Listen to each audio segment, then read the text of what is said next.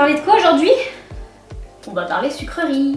Enfin, confiserie plutôt. Alors je vous préviens, cette chronique risque de vous donner faim. Moi en tout cas pendant toute la lecture j'ai eu faim. J'ai que 2 minutes 30, mais je me dépêche, je voulais faire une petite parenthèse et vous remercier de l'engouement pour mes dernières vidéos. Je vois que ça, voilà, suscite un peu plus de trucs et vraiment ça me fait plaisir, il y a une moto qui passe. Ça fait toujours plaisir vu le temps que j'y passe qu'il y ait plus de 2 personnes qui regardent. Hein. Moi et ma mère. Je me gratte le nez peut-être avant, merci Cynthia. Aujourd'hui on va parler, aujourd'hui on va parler du gourmand Aux douceurs du temps, écrit par Valérie Chauvy, pas du tout. C'est pas du tout Valérie, puisque c'est Véronique, donc voilà. Écrit par Véronique Chauvy et publié chez J'ai lu. Aux douceurs du temps, de quoi ça parle? Alors l'histoire se passe en 1892 et on suit la vie d'une jeune femme qui s'appelle Juliette. Alors Juliette, elle vient d'hériter d'une confiserie qui s'appelle Aux douceurs du temps. Et malgré tous les obstacles qui se dressent devant elle, le principal étant que c'est une femme, hein.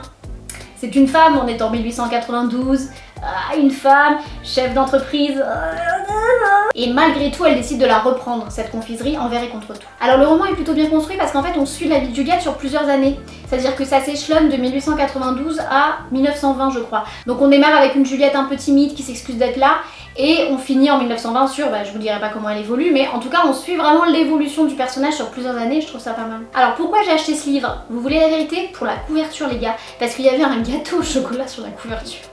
Vraiment petit message pour les maisons d'édition qui me regardent et si vous bossez au service marketing en plus, vraiment, contentez-vous de mettre un gros éclair au chocolat sur la couverture, vous allez faire des ventes. Hein.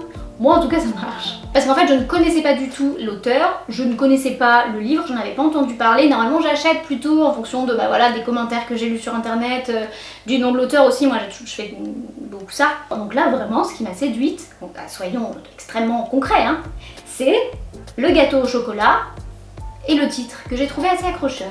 Alors je pourrais choisir le chemin de la facilité et dire que c'est un livre qui se dévore. Alors j'ai beaucoup aimé ma lecture pour plusieurs raisons. Déjà le style. L'auteur a une plume vive, sûre, précise.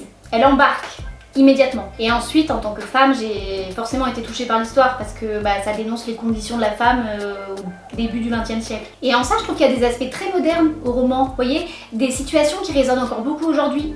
Cette nécessité qu'ont les femmes de se battre pour obtenir les mêmes droits que les hommes, la même reconnaissance, les mêmes salaires. Cette pauvre Juliette, elle se prend en pleine poire, sucrerie, elle se prend en pleine figure le mépris de tous ses concurrents, des hommes hein, bien sûr, les coups bas, les manigances pour la faire changer d'avis. Mais voilà, elle persévère, elle se bat, elle s'émancipe, elle est en fait hyper féministe, Juliette. Et son combat, on le suit comme ça sur plusieurs années. Et puis bon, voilà, ça parle confiserie, donc tout de suite, moi ça me parle.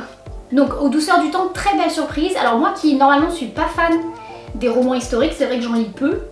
Et bien là pour le coup j'ai été complètement embarquée. En plus on sent que l'auteur a vraiment pris le temps de faire des recherches. Elle s'est documentée sur l'époque, elle s'est documentée sur les conditions de travail, les conditions de vie des habitants. Enfin on sent que vraiment elle a fait un gros travail de recherche. Et 410 pages quand même hein.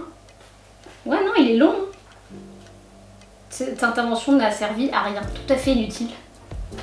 Mais on a le temps, hein. Je vous parle d'un temps que les moins de 20 ans ne peuvent pas connaître. J'ai une idée, est-ce qu'on finirait pas toutes les vidéos par une petite note musicale? Allez, hey!